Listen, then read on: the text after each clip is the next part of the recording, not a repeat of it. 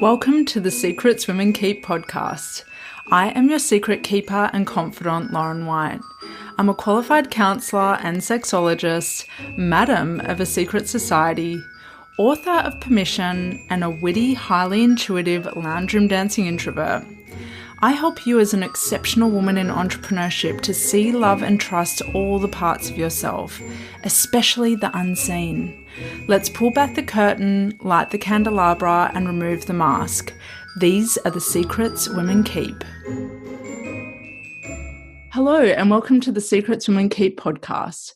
I'm your host and confidant, Lauren White, and today we have a very exciting guest. Her name is Tracy Harris. Tracy is the CEO of Mums with Hustle, online community and education platform for mums in business, creator of the online Instagram course #Hustle, and founder of the online marketing academy, The Social Method Society.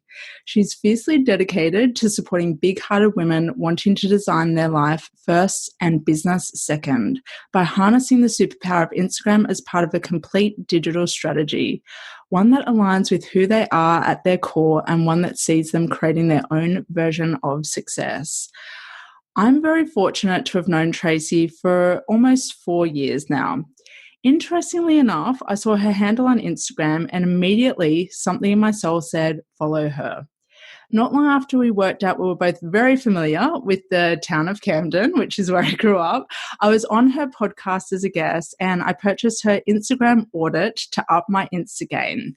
And over the years, we've had a little exchange in the DMs and in real life.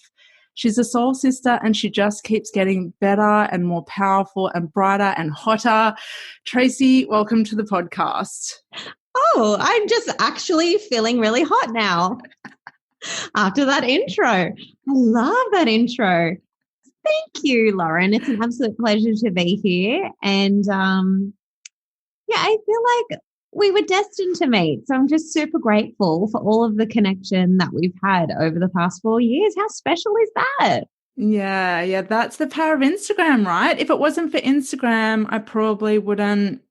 I maybe would have seen something on Facebook at some point or seen your group, but that feels like more of a maybe to me. It really was the power of Instagram and being able to comment on photos and DM and have that relationship that really makes the difference. And that's what you were the one that first taught me about Instagram, follow these people and comment and do these actions. And at first I was like, what? I follow people in my community and what? I seriously didn't. When I did one of your challenges years ago, I was like, oh, but is that does that feel?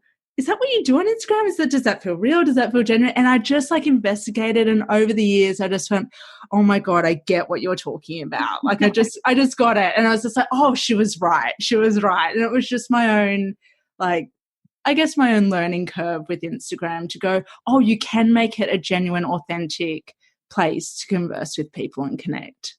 Oh, I love that little bit of insight, Lauren. I don't even, we've shared so much with each other over the years, but I don't think I knew that. So thanks for sharing that.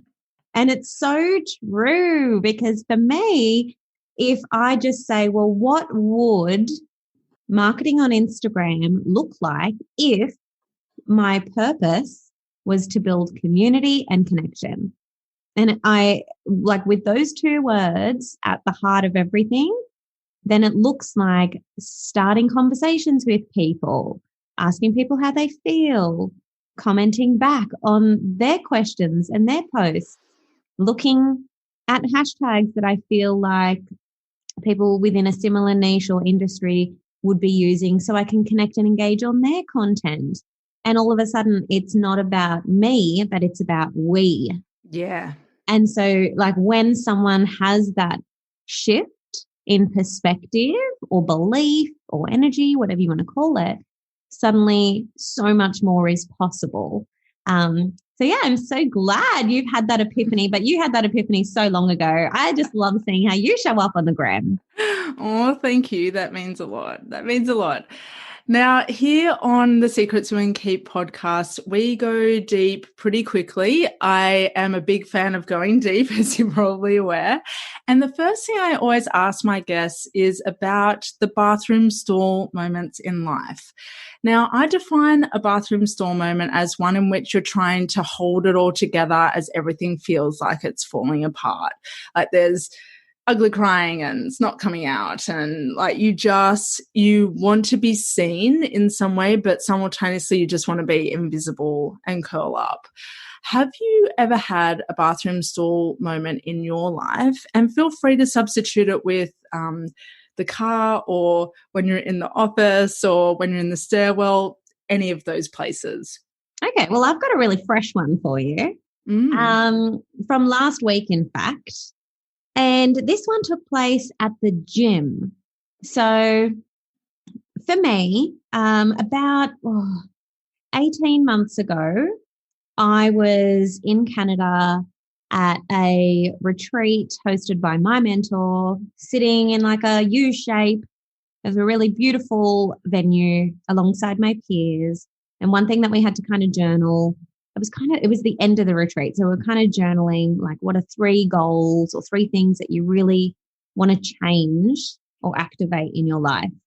And one of them was to go to the gym again.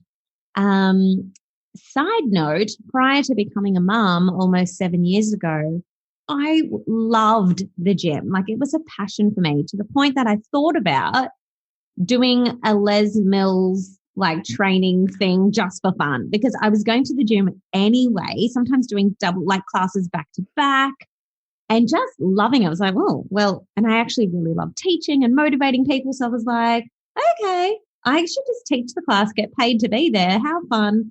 I never ended up doing that. But the point is, I loved the gym so much. It was a huge part of my life and a hobby even. And then I became a mom, and there were some valid reasons for why I couldn't return to the gym in some seasons of that motherhood journey. And then there were also just a whole lot of excuses and fears as well, and mum guilt and all sorts of things. But about 18 months ago, I wrote down in the journal that I want to return back to the gym, and I want to feel strong. Like, I want to feel strong in my core. I want to be able to be there just to challenge my own mindset. And I want to be able to be there guilt-free. And I went to the gym. I started back at the gym in about August of 2020. So kind of just as the gyms were all starting to open back up, I was like, okay, I'm going to go to the gym. And I pre-bought myself like a bundle of like 20, maybe more personal training sessions. And I booked in so that I was going twice a week, each week. And I loved it. I started to feel strong. Little bit of mum guilt creeping in there, especially those first few times, but it was okay. Navigated that, and I'm feeling so much stronger. I then set a goal with my trainer, who was like, what is something that you want to work on? And for me, it was, well, if I can get back to doing pull-ups, which is something I used to be able to do, and made me feel really fiery and badass for doing it in the gym, I was like, if I can get back to that, I will be shocked. That's what I said. And he was like, shocked? It's like, we can get you back to that. Okay, that's your goal. Let's say 5 pull-ups, unassisted, just going for it like a machine. And I was like, okay, cool. So for the last few months, I have been on a little program to get me back to doing these unassisted pull-ups. And last week was my day to actually try to do them. So part of the program was not I wasn't training to actually do them. I was doing all of the pre-work. Everything else was pre-work. But last week on Thursday was my day to actually do it, to give it a crack and see if the pre-work has worked. And so my 2 male trainers were there. They said, you can invite your husband along to come and watch, and bring your boys along. So I had my full cheer squad there. All of this male energy, young male energy, older male energy. Yeah.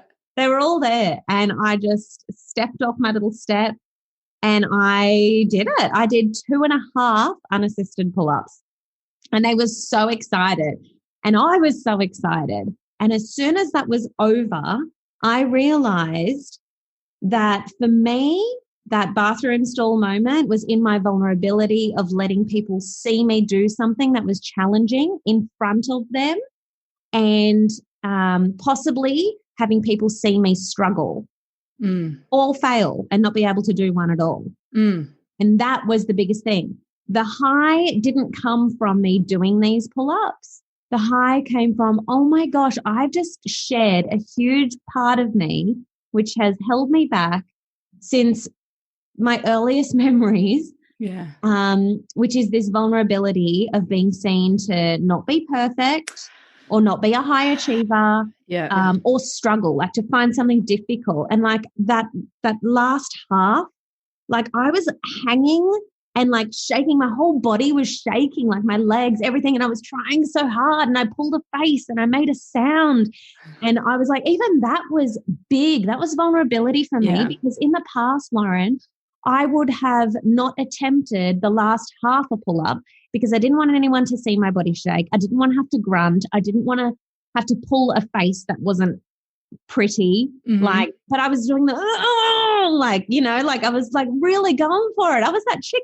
I was so proud. I let people see me like that. So, and then my mentor, I shared this with my mentor, and he was just like my business mentor. And he was like, you have set a new standard for yourself. Yeah. And that will have a ripple effect in all areas of your life, not just at the gym, not even just in your business, but you have literally shed that now and you've created a new standard. Yeah. And he was just, I'm so proud of you, buddy. Like, I'm so freaking proud of you. And I was like, yes. So yeah, that's just a little bit vulnerability issues for me. Yeah. And I think so many listeners will relate to that. So many listeners will relate to what you said about it being such a big deal to be seen in another light, to have to hold it together, usually in every single facet of your life, and to break through that by choosing to step forward, to take off that mask and have people not just see you in a different state, but hear you. The sound piece is a really big one for women. Women do not usually feel comfortable making any sort of like grunting, ooh, anything that isn't speech, women usually don't feel combreakful with. I didn't even know that. I did not know that. That's a breakthrough for me here. The sound is a big breakthrough. That's what I heard when I was listening to you speak, that it wasn't just about the visual, but it was about the auditory as well. And that whole picture together of a certain face and a sound it's vulnerability. It's like birth. If you're someone who's birthed two children, that vulnerability of like being in your body and making those sounds and pulling those faces, it's what you did was another form of birth. Yes. I gave birth to my badass self. Yeah. Fuck yeah. Yeah. Oh, I'm loving that. When you say that. Oh, that's so cool. Because I just never really say, like, even now, I don't say the F word or anything like that. And so now I know Lauren's like, oh, okay, that's something we can work on. No. You don't have to, though. This is like complete permission to be you, but I'm pretty certain that this podcast is going to come with that little E next to it. Just oh, okay. Pretty sure that's going to happen. So, Tracy, you have worked with a lot of women, particularly women who identify as mothers. What is one secret that connects all of these women together?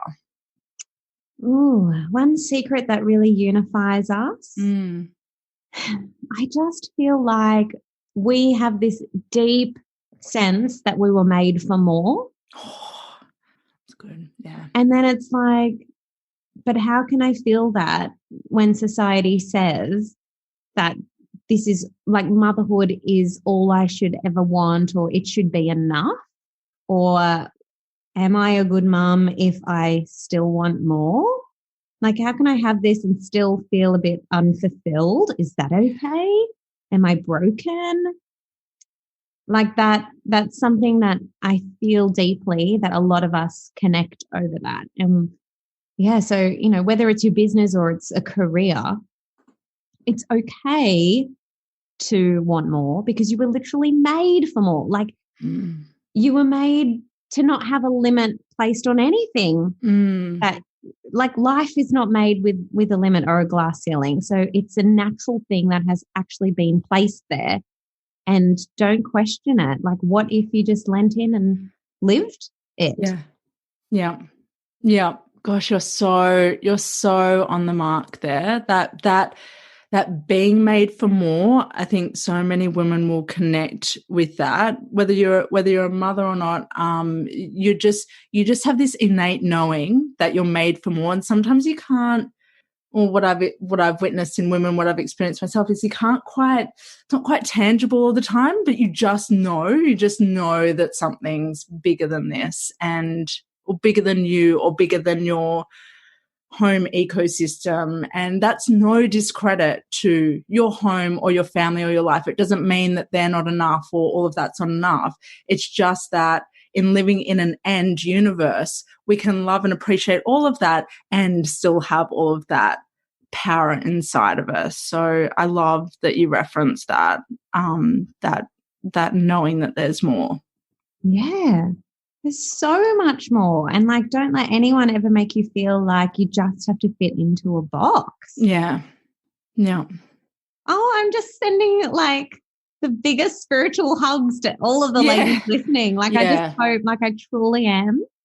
Like, don't ever let anyone tell you that you can just operate or think or be or do in, like, this little box, because you are made for more. Like, you are made with infinite amounts of love and potential that, like, we can't even grasp. Yeah. And it should make your heart feel like, oh my gosh, like, because that is the energy of love. Yeah. You should feel something. You should feel moved by how big your vision is. You should feel, and dare I say, I'm going to take it one step further. You should sometimes feel a bit sick about how big your vision is. It should make you feel something very uncomfortable at times for how much it is that you want to achieve. Doesn't mean that you need to know what is coming or what it's going to look like or how it's going to unfold, but it should make your body react and respond when that vision and that dream comes through. Yeah, because it is your birthright to be able to expand in all of these types of ways. Like, and it almost feels like a responsibility once you know it. It's like, I think that's almost where it's a bit confronting, because then you can kind of, when you bring that awareness to it, you can kind of be like, oh, I have been playing a bit small. Yeah. Or I have been fearing what other people think. Yeah. But then the exciting bit is you get to choose to do something about it. So Yep. And you can choose at any moment in time. There is no, like, when Mercury retrogrades over, or when it's a full moon, or when it's like when term one starts back at school, like, none of that. You have your own soul time and you can just decide. I think that's one of the most powerful things about this life. And that's, we'll delve more into this, but that's exactly what Tracy did when it came to her work. She decided, and now she has something that impacts so many lives. But I'm doing a bit of a spoiler alert. So, Tracy, you emigrated from South Africa to Australia during apartheid when you were a child. Can you share a little bit with us about what you remember of that time? Yeah, sure. So I was there for my first 5 years of life. And I just have the best memories. Like, I just have the most loving family. When we immigrated, it was just us that came to Australia. No one was already here and nobody ever followed us. So all of, the grandparents, the cousins, the mum and dad, lifelong friends, like, everybody was there, all of the aunties and uncles. So yeah, I grew up being super, super close with all of those people for the first 5 years of my life. But for anybody that doesn't know, the apartheid era, you can also just have a little Google. I think it is something in world history that everybody should know about, because people are often shocked when they discover that someone of my age grew up under a legalized system of, like, radical racism and injustice. So basically, I was born into a country that legalized racial segregation. based on skin color.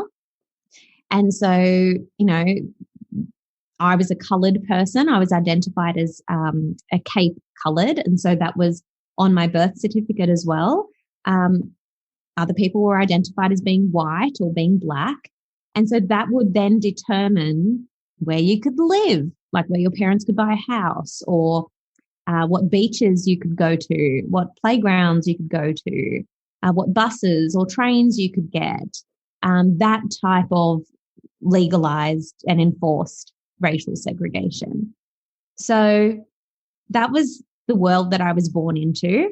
I was also very privy, like South Africa definitely has first world parts to it and then very third world parts to it. So growing up in the suburbs, in a coloured suburb, I would every day have people knock at the front door, little children about my age. I was 4 or 5 years old, knocking at the door, asking for food. That was very, very normal. So I grew up for the first 5 years of my life, always seeing either my mum or my grandmother, who would be looking after me when mum returned to work, keeping the ends of the loaves of our bread, putting some jam or some butter or whatever we had, and keeping that for when that knock would happen on the door, which was certain. And I would go to the door and I would give them the bread or yell out to my ma, which is my grandma, and just say, "Oh, ma, the people are here, or someone's here and they'd like some food."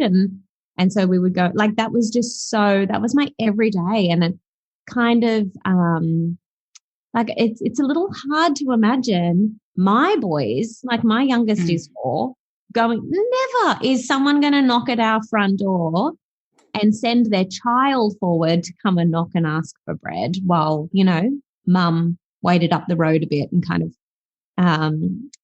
hid around the corner.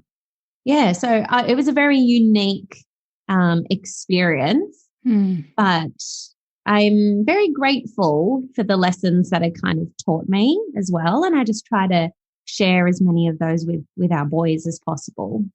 Yeah, incredible. So I was wondering, thank you for sharing all of that. It's really powerful and moving and very sobering as well. I think growing as someone who grew up in Australia, who didn't have those experiences, I think it's still really easy to lose sight of the systems here and the privileges and the benefits, and to focus on some of the small stuff and get really caught up in some of that, and to lose sight of what it's like to be in, for so many people around the world, billions of people around the world, to be in a form of survival mode, genuine survival mode.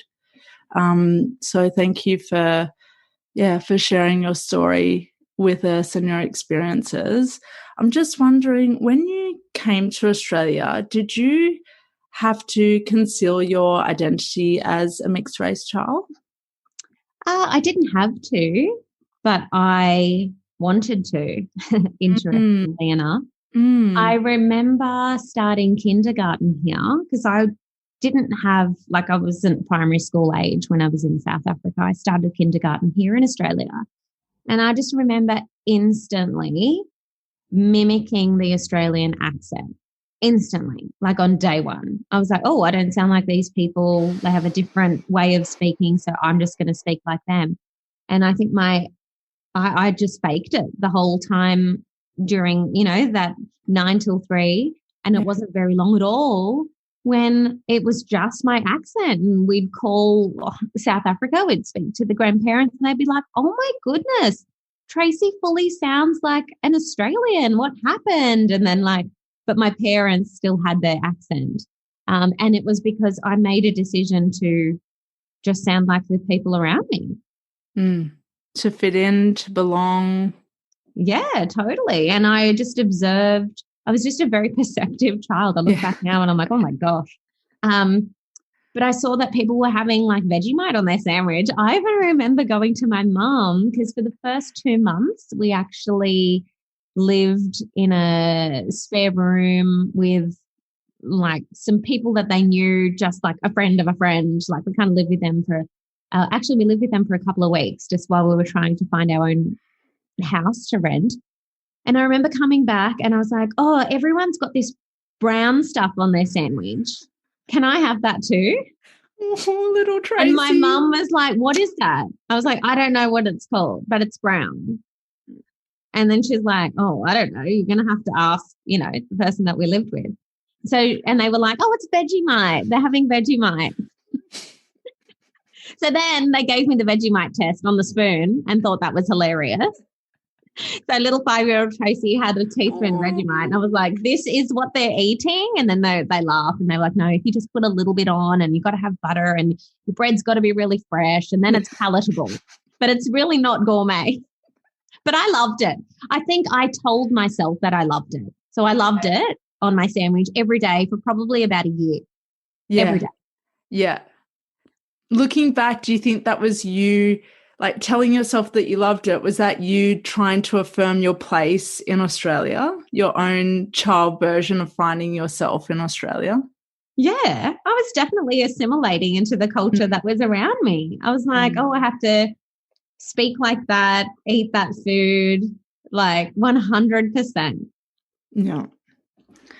Do you think that coming from a country that was experiencing racism and segregation on that level, did witnessing that contribute to your own sense of optimism as you grew up and as you're now as a woman, that you knew firsthand how fractured things could be? Oh yeah, 100%. And I could very much see racism even here in Australia and felt it a lot of the time. And still I can see it and I feel it even in business and entrepreneurship. But a lot from people that aren't even aware, like they don't even really understand. So, and then a lot of people are just aware. So yeah, 100%. Sorry.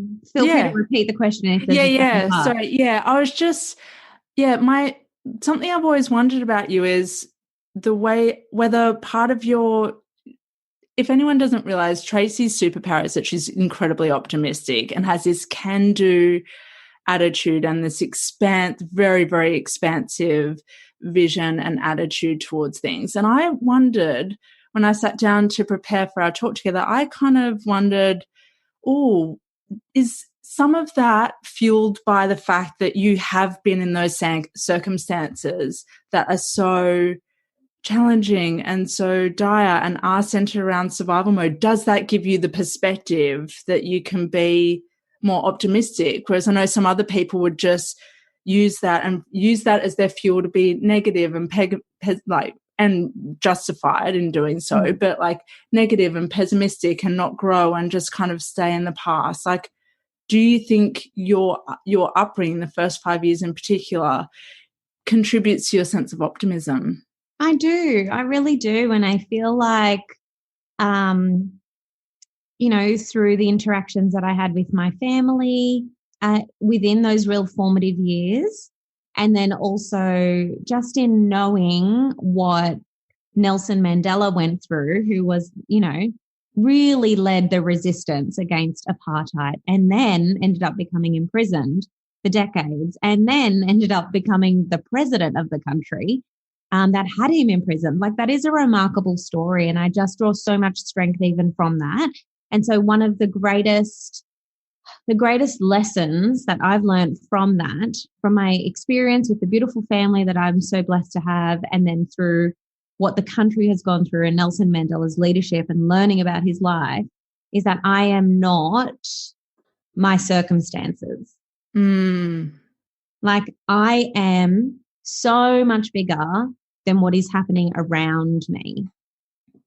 So my identity is not in where I work or what I do or the friends I have or the house I have or the suburb I'm in or the chaos that's even happening around me, the franticness at the supermarket to get all the toilet paper. Like, I am not any of that. Like, I am my own being. And so I feel like I have been able to And it hasn't been easy. I feel like it was a seed that was there, but I've had to bring it out through a lot of deep work myself. But I am my own being. Like I do spend a lot of time just being inward in my own self rather than outside of myself, which is when I think we can tend to get swept up in the goings on of everything else outside of us. I love that. It's necessary. It's necessary to be selective about your energy and what comes in and what goes out. And yeah, I really appreciate how you touched on that knowing of yourself, because you could get caught up in everything else out there. And if you did, as someone who's such a leader, then everyone that follows you would probably feel that as well. They'd feel that sense of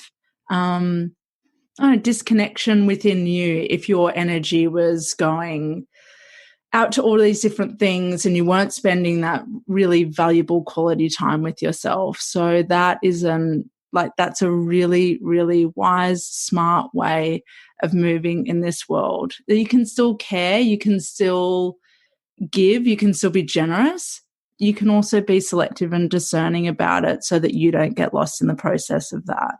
Yeah, absolutely. Like I think, especially as women, one of our greatest natural attributes is our ability to have empathy and build relationships. But that doesn't mean that you also have to get like pulled into other people's stuff. And that is something that I'm really learning and working on. I'm actually doing an online program at the moment to take my energy management of self and others even to another level. Because like I'm always learning, but you know, every single one of us is a leader. Every single one of us is a leader to somebody, whether you have a business or not.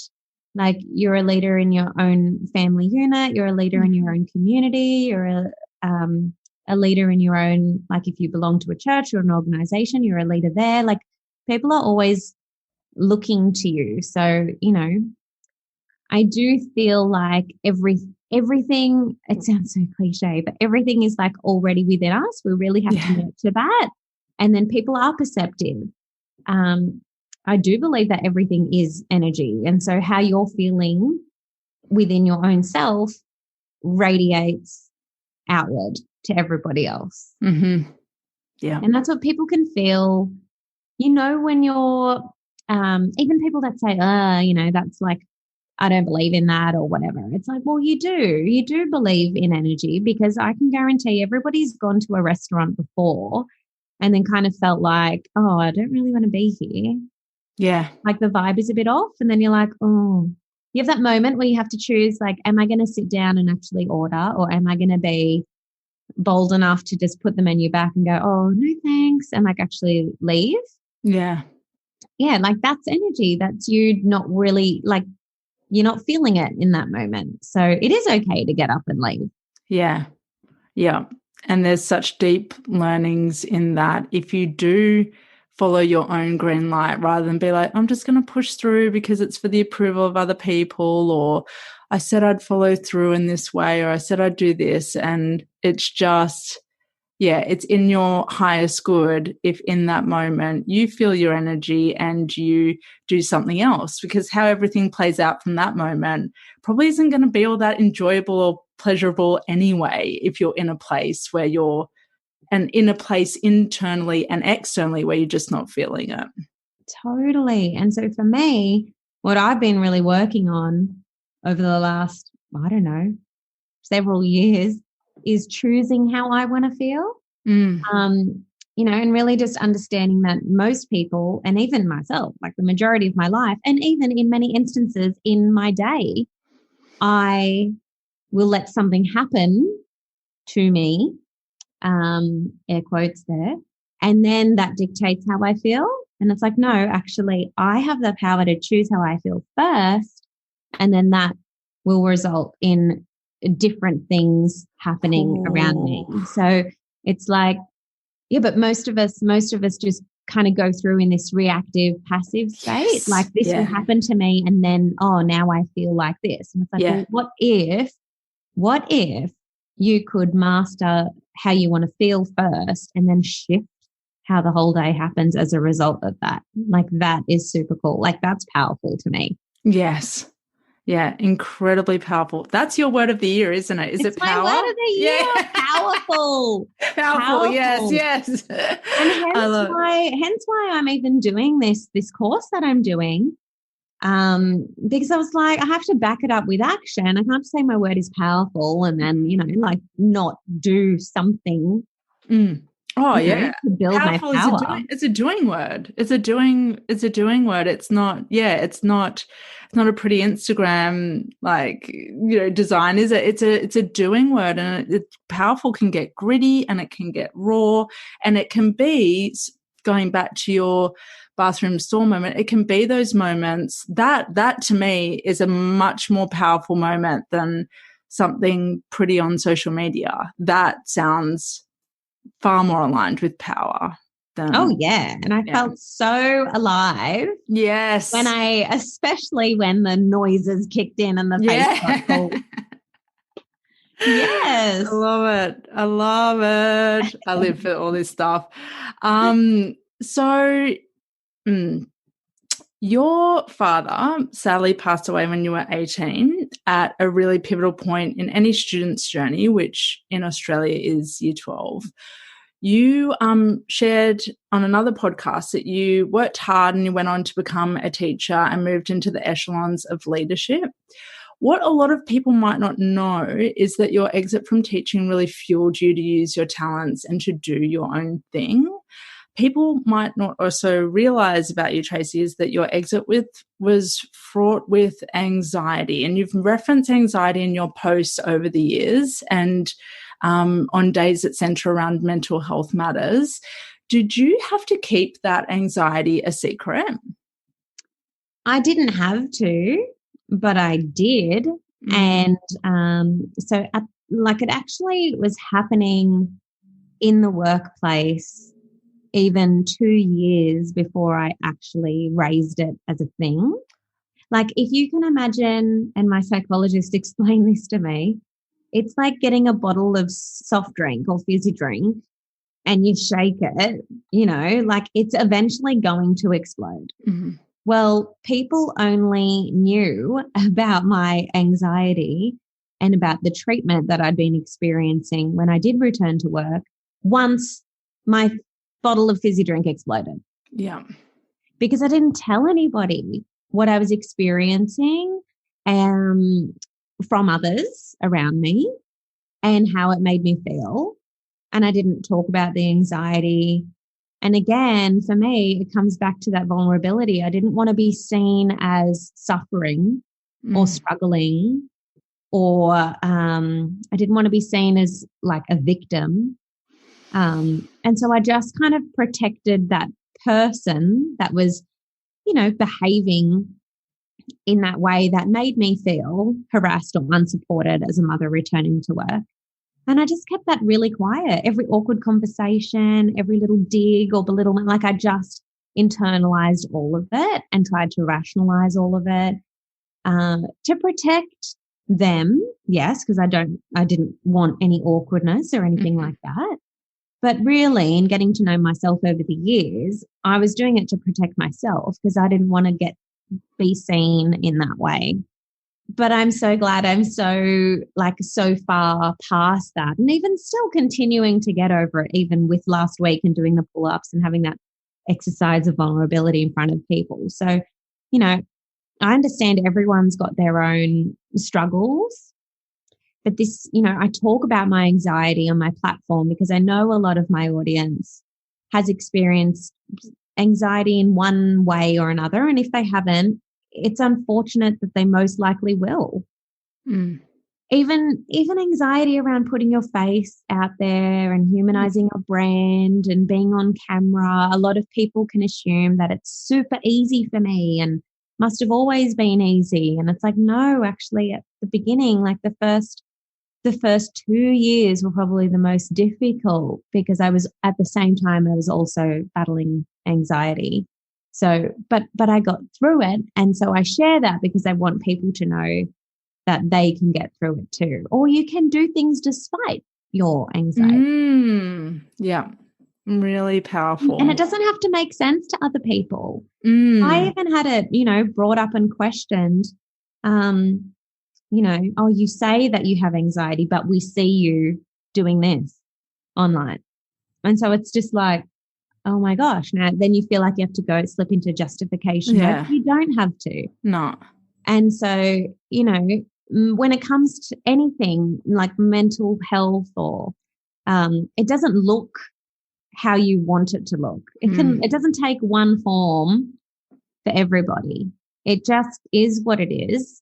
And it's a very real thing. So again, you are made for more. Don't make anyone make you feel like you're not. And don't make anyone ever make you feel like your mental health concerns aren't valid because it doesn't match what they think it should look like. Yeah.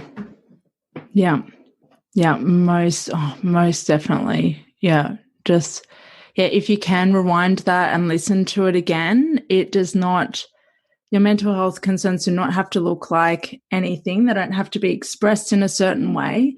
And just because you're not completely debilitated by something doesn't mean that you're not experiencing or battling something. So you can, and I know this as an entrepreneur, you can be having some really challenging personal times, but still be showing up in your own aligned way online and in your work. And that's just part of the juggling act. It's about knowing in what ways you can still show up for your work, show up online in integrity, and like Tracy said, in spite of anxiety, in spite of depression, in spite of stress.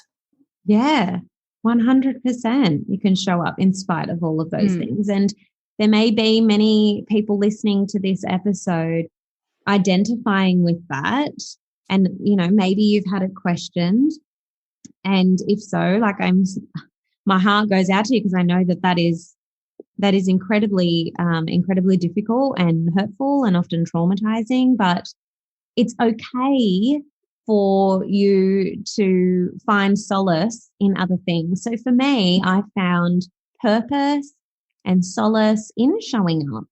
And to have a question was like, oh my gosh, am I supposed to lose that too? Am I supposed to not do that now too? And then I would be completely stripped of anything that was a light, because serving is a light. It makes me feel good. I loved it. It was very healing for me. So super grateful that I had a therapist that could say, no, you showing up in this way, or you building this online community.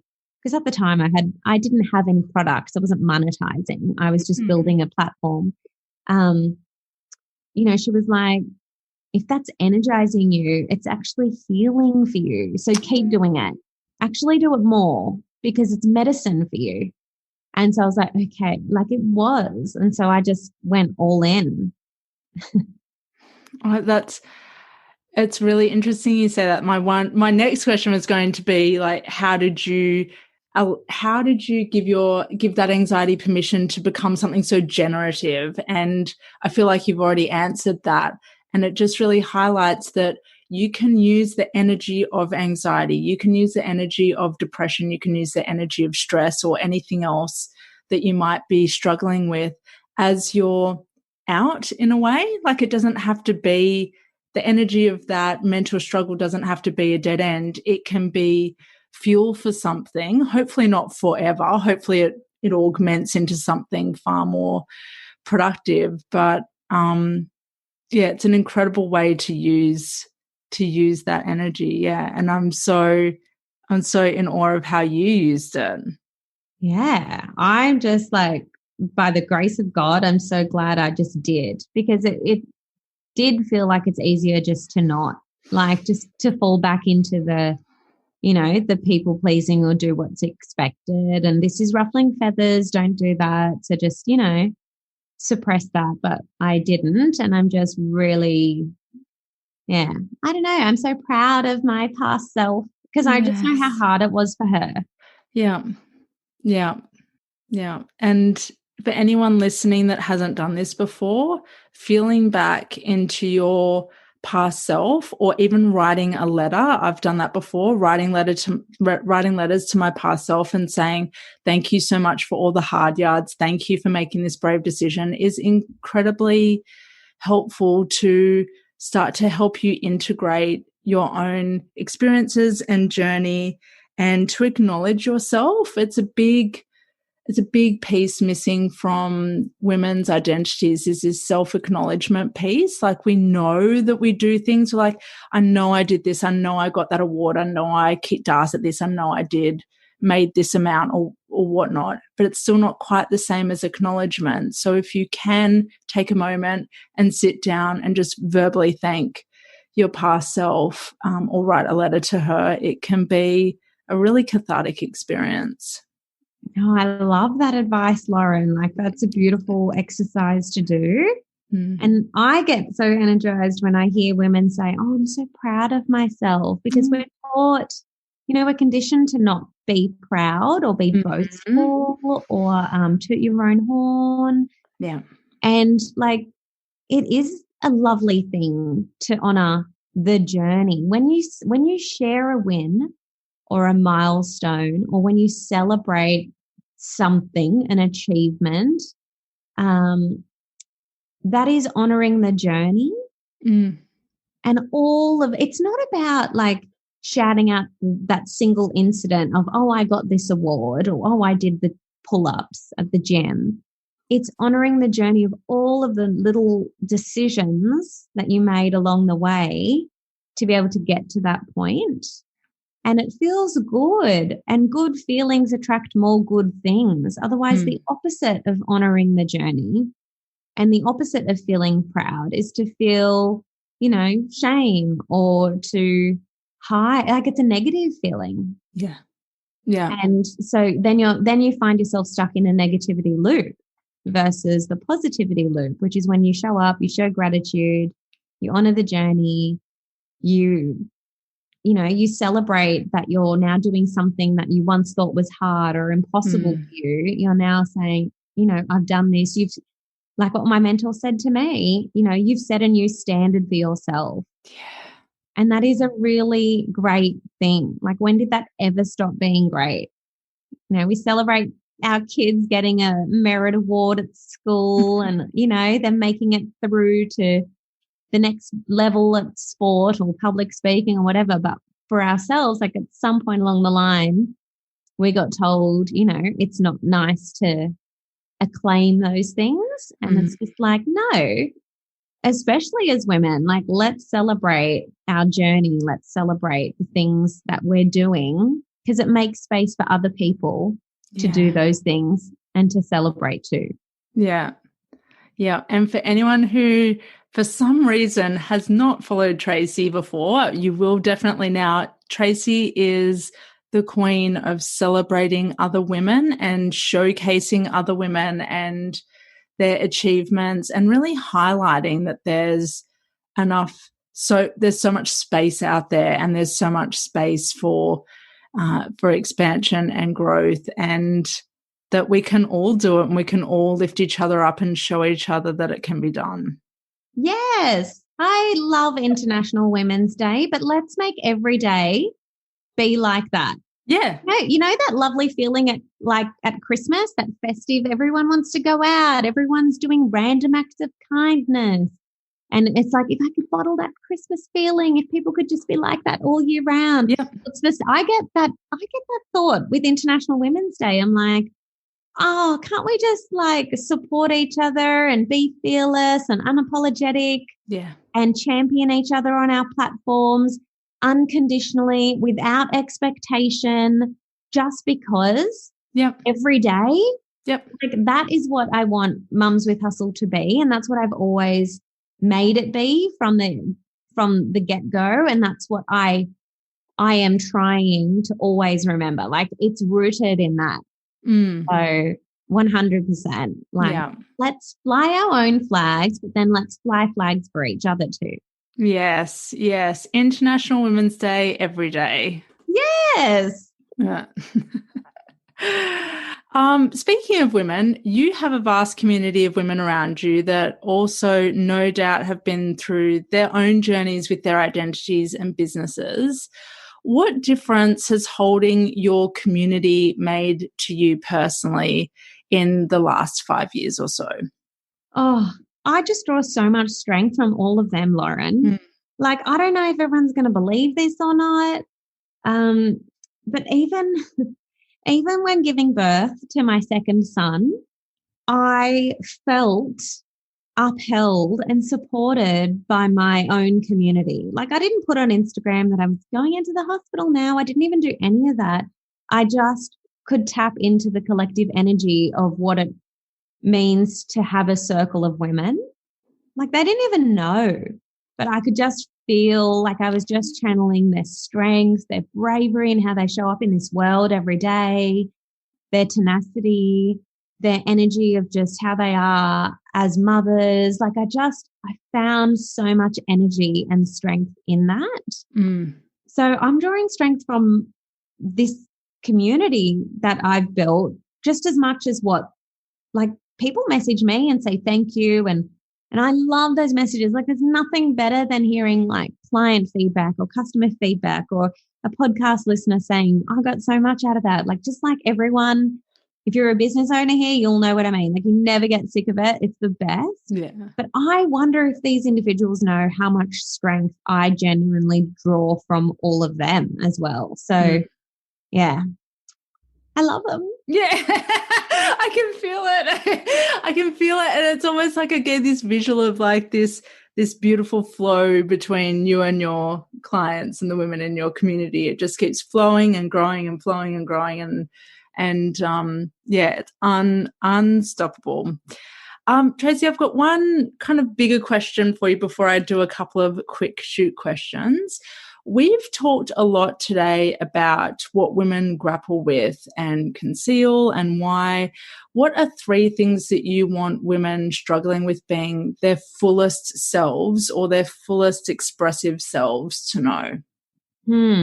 So the first one is that you were made for unlimited amounts of abundance, like in every area of your life. Like, there isn't enough health that you can strive for.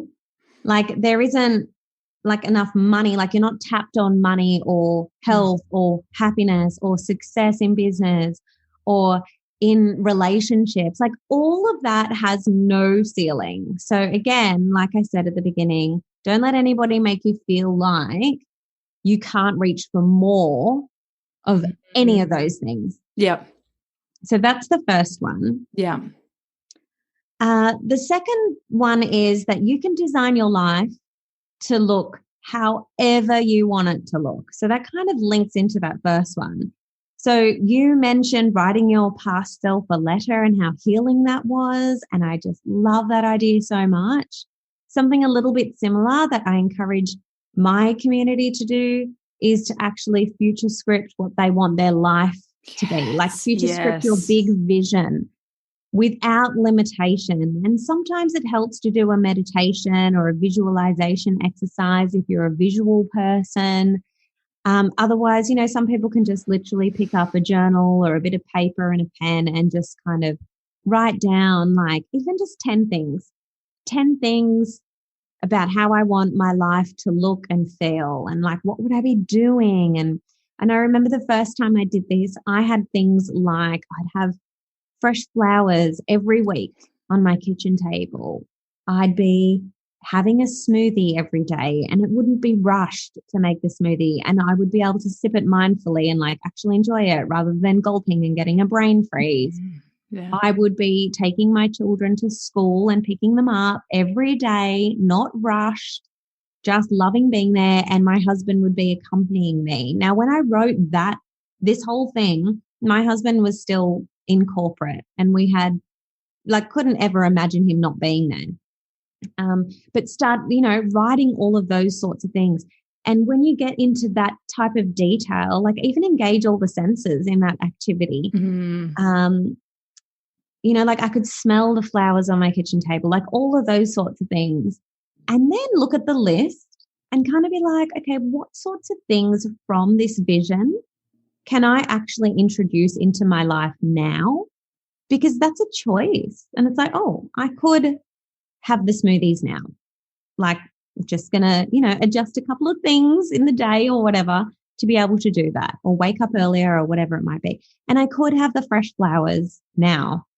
I'm just going to go without something else that I'm not using or something else that doesn't bring me joy. And now all of a sudden I can afford that. Like, stop saying I can't afford to have the flowers every week, or getting my hair washed and blow dried every week. That was a thing. And so there are a lot of things that you can like suddenly start like living your dream life in the present moment. And so that was a game changer, because literally everything has been brought into my life, everything from that scripting exercise, including the hubby being at home and the second baby and all of those things. So I would 100% do that. And then my third thing is know that you are powerful enough to choose your own feelings in any given moment. Mm-hmm. And you can even calibrate yourself to how you want to feel in your day. And start your day by choosing how you want to feel, and then watch everything around you shift to give you that feeling or give you that outcome. So instead of saying, waking up and saying, oh, I'm so tired, I'm going to go to bed earlier tonight. Like, how many of us say that? What if you said, what if you said, I feel energized. I have more than enough energy for everything that I'm going to tackle today. I feel strong. I'm excited for the day. I'm going to have inspirational conversations today. Yeah. Like all of those things. Start saying, just try to calibrate yourself to the outcomes that you want to have, or the events that you want to take place in your day. And I do that many times a day. I calibrate myself before I go to the gym. Like, I feel strong. I am going to love being at the gym today.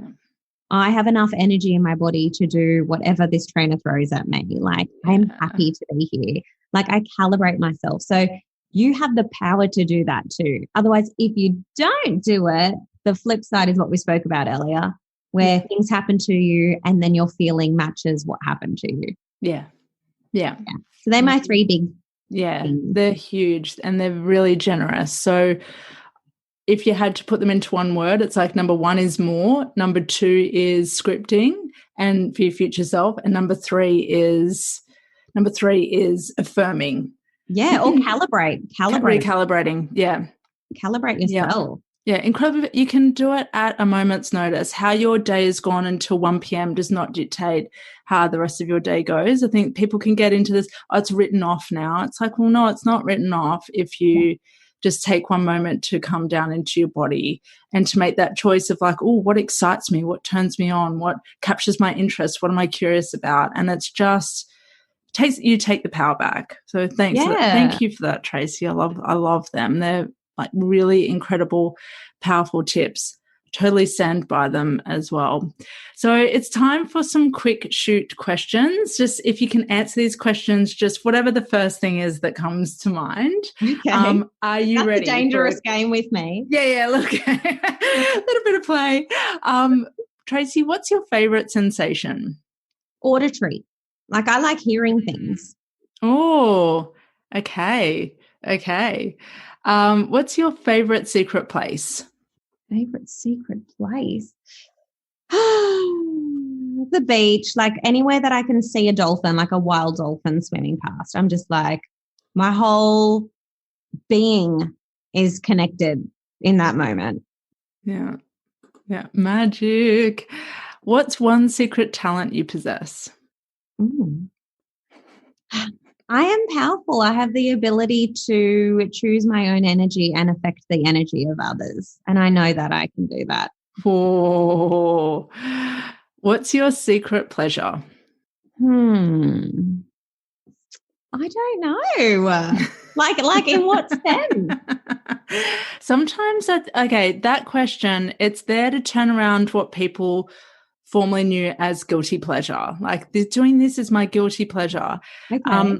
And I feel like if we drop the word guilty, because pleasure, if it's consensual and it feels good for you, it's not hurting anyone, shouldn't have guilt attached to it. Yeah. So Okay. is there, like, for me, when I was postpartum, I don't know why, but I loved reading those catalogs you get in the book, like just flipping through the catalogs. Such a like postpartum thing to do. Like, I've got no brain power except for looking at catalogs with items and numbers in them. So what would be, has anything come through? I love watching The Real Housewives of Beverly Hills. Like, I wasn't coping when COVID happened and then they couldn't film. I was so sad. I just love them. I love them all. I'm waiting for my invitation to be on the show as someone's best friend from down under. Yeah. I'll be watching with popcorn if you're on that show. I will be like... I think I need to hang out with Erica Jane. Get an invitation in. Yeah. Tracy, who's one woman who's really seen you? Ooh, my auntie, my dad's sister. I wonder if she's even going to listen to this podcast. Highly likely. She knows who she is. I feel like she's always just really seen me, like always. And she knows my heart. I feel like we're connected on a soul level. We know each other more than just like in this earthly reality. Yeah. And like, we don't even have to speak all the time. We're just always energetically connected. Yeah. Yeah. Those relationships with other women are the best. Yeah. The best. They're just... there's so much in the unspoken. You don't actually need to speak, like you said, to feel connected. Yeah, I think we're just energetically sending hugs and love to each other all the time. Mm-hmm. Last question. One-on-one conversation or mingling through a bustling soiree? One-on-one conversation. Like, there is a reason we went to the South Coast for our anniversary getaway, because contrary to what people may believe, I would rather just have quiet and not like heaps of party or bustle around me. And yeah, I have quite a small circle of friends. Yeah, I crave that intimacy, that safe space. Yeah, I feel you. Tracy, thanks so much for being a guest today on the podcast. I'm just wondering, where can we find you? Well, thank you, Lauren. This is like one of the most unique interviews I've ever had. And past self Tracy would have felt all kinds of uncomfy answering these questions. So I'm sending her a high five. Yeah. It was lovely, really, really lovely to answer the questions. So thank you for the thought that you put into preparing for this chat. I appreciate it. No problem. It was a joy. Thank you to everyone listening too. And if I've shared anything that you connect with, like, I truly mean it. You can send me a DM over on Instagram and let me know. Or even just come and drop me a little wave hello emoji. I'm hanging out on Instagram at Mums with Hustle, MUMS, because, Australian. And my website is mumswithhustle.com. And on there, every Monday, you'll find the latest episode of my own podcast is published. We're moving into our 6th year of bringing out this podcast every Monday. Crazy. Lauren's been a guest on there as well. Yes, I have. So one something. So a long time ago now. I can't remember, but scroll back a bit to I think April 2018 or so, and you'll see my face there. So cool. But that's available on the website, mumswithhustle.com. There's a podcast player on there, but you can also listen to the podcast on any good podcast player like iTunes, Stitcher, Google Podcast, all of those. Yeah, and follow Tracy and you'll find out more about her thriving membership, Social Method Society. It is changing the game for so many women who want to, whether they've got a product-based business or a service-based business, just changing the game in terms of how they show up and really building community and monetizing their business so that they can have the freedom that they want and desire. Yeah, it is so much more. I feel like sometimes I'm shortchanging this community and the whole social method framework when I just show up and say it's a membership for women marketing businesses on Instagram, because it is so much more than that. More. It is so much more. So yeah, if you got anything out of this podcast, it's kind of like, well, how do you bring who you are into how you show up for yourself and for your community and your business? Because they all need to be, aligned. It all needs to click in if you want to move forward. So it's a bit different to other grow your following types of communities. Yes. Thank you so much, Tracy. You are a beam of light, and I could toot your praises all day. I could create a whole nother podcast episode about it. But thank you so much for being revealing and showing us another way of doing leadership. I truly appreciate you. So thank you. I hope this episode has contributed to your understanding of your secret self. If you enjoyed it, please share it on Instagram and tag me in it so more women can feel seen and understood. And if you never want to miss an episode, then subscribe so you don't miss a whisper.